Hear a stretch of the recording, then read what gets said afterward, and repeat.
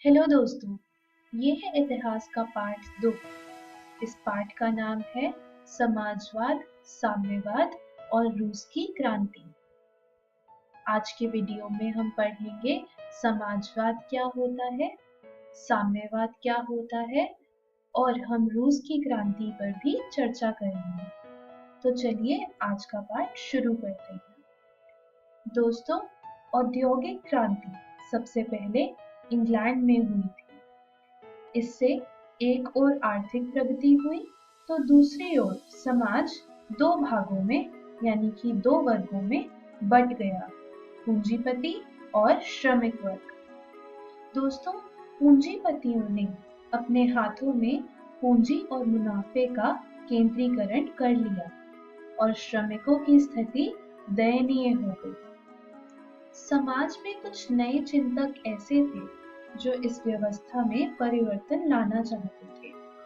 उनका मानना था कि नागरिक और कानूनी समानता से भी अधिक महत्वपूर्ण है सामाजिक और आर्थिक समानता, और इसके लिए अधिक प्रयास की आवश्यकता है। दोस्तों, ये चिंतक समाजवादी यानी कि सोशलिस्ट कहलाते थे। दोस्तों, ये सोशलिस्ट ऐसी अर्थव्यवस्था चाहते थे जिसमें उत्पादन के साधनों और पूंजी पर राज्य का नियंत्रण हो। उत्पादन निजी लाभ के लिए नहीं बल्कि समस्त समाज के लिए हो। इनकी विचारधारा के अंतर्गत पूंजीपतियों द्वारा श्रमिकों के शोषण का भी विरोध किया गया और वर्गहीन समाज की स्थापना की शुरुआत की गई। दोस्तों, समाजवादी आंदोलन और विचारधारा दो भागों में विभक्त है। पहला है आरंभिक समाजवाद और दूसरा है साम्यवाद। दोस्तों, आरंभिक समाजवादी आदर्शवादी या स्वप्नदर्शी यानी कि यूटोपियन समाजवादी कहे गए। वे उच्च और अव्यावहारिक आदर्श से प्रभावित होकर वर्ग संघर्ष की जगह वर्ग समन्वय की बात करते थे। दूसरे प्रकार के चिंतक साम्यवादी कहलाए गए। वो वर्ग समन्वय के स्थान पर वर्ग संघर्ष की बात करते थे। दोस्तों, पहले यूटोपियन समाजवादी सेंट साइमन थे। उनका मानना था कि राज्य और समाज का पुनर्गठन इस प्रकार होना चाहिए जिससे शोषण की प्रक्रिया समाप्त हो और समाज के गरीब तबकों की स्थिति में भी सुधार लाया जा सके। दोस्तों, साम्यवाद के बड़े चेहरे कार्ल मार्क्स और फ्रेडरिक एंगल्स जैसे लोग थे जो कि वर्ग संघर्ष पर दबाव देते थे। दोस्तों, इंग्लैंड में समाजवाद का प्रवर्तक रॉबर्ट ओवन को माना जाता है। इंग्लैंड में औद्योगिक क्रांति के परिणाम स्वरूप कारखानेदारी व्यवस्था का उदय और विकास हुआ जिसमें श्रमिकों का शोषण किया जाता था। इसे रोकने के लिए ओवन ने स्कॉटलैंड के न्यू लोनार्क नामक स्थान पर एक आदर्श कारखाने और मजदूरों के आवास की व्यवस्था की। इसमें श्रमिकों को अच्छा भोजन, आवास और उचित मजदूरी देने की भी व्यवस्था थी। साथ ही साथ श्रमिकों की शिक्षा, चिकित्सा की भी व्यवस्था की गई थी। और दोस्तों, सिर्फ यही नहीं, यहाँ पर वृद्धावस्था बीमा योजना भी लागू की गई थी। दोस्तों, ओवन का मानना था कि एक संतुष्ट श्रमिक ही वास्तविक श्रमिक होता है। दोस्तों, साम्यवाद के एक बड़े चिंतक थे कार्ल मार्क्स। समाजवादी विचारधारा को आगे बढ़ाने में कार्ल मार्क्स का बहुत ही अहम योगदान रहा है। दोस्तों, मार्क्स अपने विवाह के बाद पेरिस गए जहां पर उनकी मुलाकात फ्रेडरिक एंगल्स से हुई। एंगल्स के विचारों से प्रभावित होकर मार्क्स भी श्रमिकों की स्थिति पर चिंतन करने लगे। दोस्तों, मार्क्स और एंगल्स ने मिलकर 1848 में कम्युनिस्ट मैनिफेस्टो और साम्यवादी घोषणा पत्र प्रकाशित किया। इसे आधुनिक समाजवाद का जनक माना जाता है। मार्क्स ने पूंजीवादी द्वारा श्रमिकों के हो रहे शोषण के खिलाफ आवाज उठाई और मजदूरों को अपने हक के लिए लड़ने के लिए प्रेरित किया। दोस्तों, मार्क्स ने लिखा कि श्रमिकों को अपनी बेड़ियों के अलावा कुछ भी नहीं खोना है।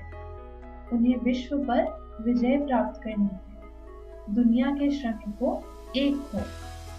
दोस्तों, मार्क्स की किताब दास कैपिटल 1867 में प्रकाशित हुई थी। इस पुस्तक को समाजवादियों की बाइबल कहा जाता है। दोस्तों, मार्क्सवादी दर्शन को साम्यवाद यानी कि कम्युनिज्म कहा जाता है।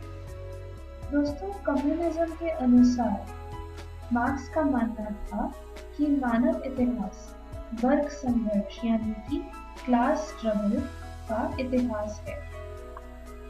इतिहास उत्पादन के साधनों पर नियंत्रण के लिए दो वर्गों में चली आ रही निरंतर संघर्ष की कहानी है। मार्क्स ने आदिम साम्यवादी युग से समाजवादी युग तक के इतिहास को 5 चरणों में विभक्त किया है। ये चरण हैं आदिम साम्यवाद युग, दासता युग, सामंती युग, पूंजीवादी युग और समाजवादी युग। मार्क्स का मानना था कि इतिहास का छठा चरण यानी कि समाजवादी युग आने वाला है, जिसमें वर्ग विहीन समाज की स्थापना होगी और वर्ग संघर्ष नहीं होगा। दोस्तों, रूस ऐसा पहला देश था जहां पर समाजवादी शासन स्थापित हुआ था। तो चलिए अब बात करते हैं रूस की क्रांति की। दोस्तों, रूस में 2 क्रांतियां हुई थी। पहली क्रांति 1905 में हुई थी और दूसरी क्रांति 1917 में। 1905 में रूस की जनता ने अत्याचारी ज़ारशाही को समाप्त करने का प्रयास तो किया, लेकिन यह प्रयास विफल रहा। दोस्तों, रूसी सम्राट को ज़ार बोलते थे और इसका शासन 1905 के क्रांति के बाद भी चलता रहा।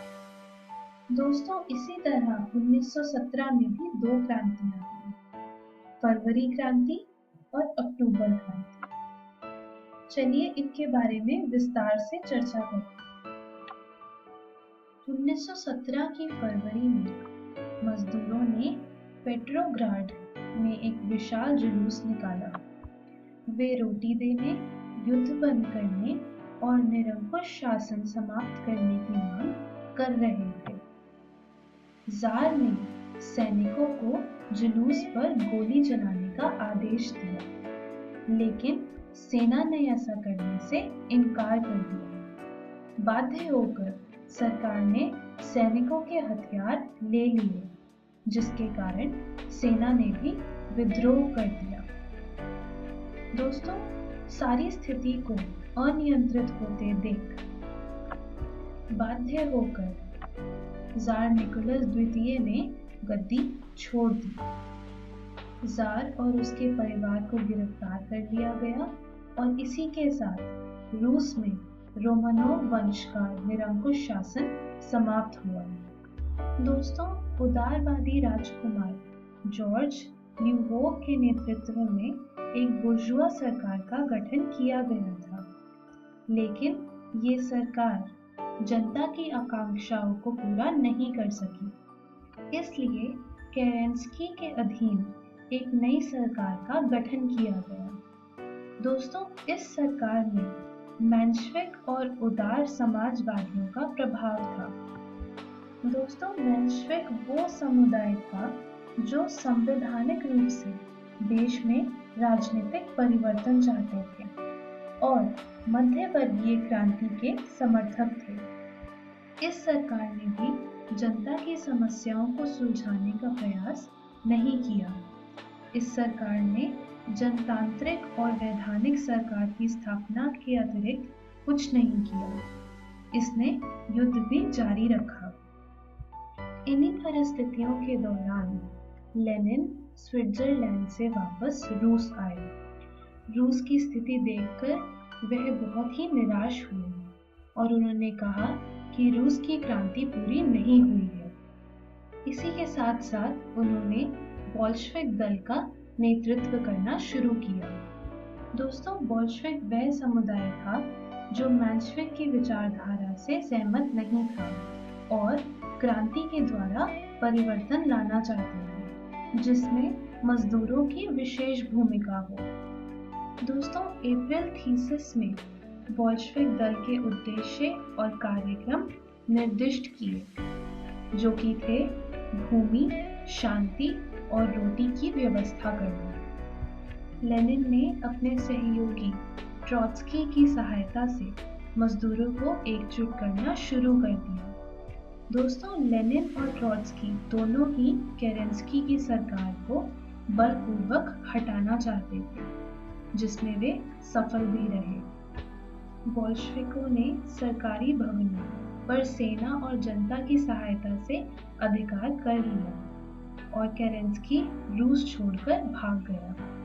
इस तरह एक महान क्रांति हुई। लेनिन के नेतृत्व में एक नई सरकार का गठन हुआ और रूस के इतिहास में एक नए अध्याय की शुरुआत हुई। चलिए दोस्तों, आज के पाठ में बस इतना ही। मैं आशा करती हूँ कि आपको सब कुछ समझ में आया होगा। चलिए एक नज़र डालते हैं कि आज के पाठ में हमने क्या सीखा।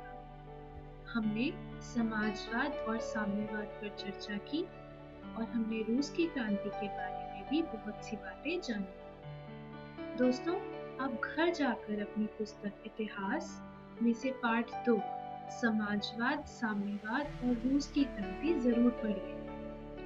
अगले वीडियो में हम रूस की क्रांति के कारण जानेंगे, लेनिन और रूस का नव निर्माण के बारे में चर्चा करेंगे और नई आर्थिक नीति के बारे में भी जानेंगे।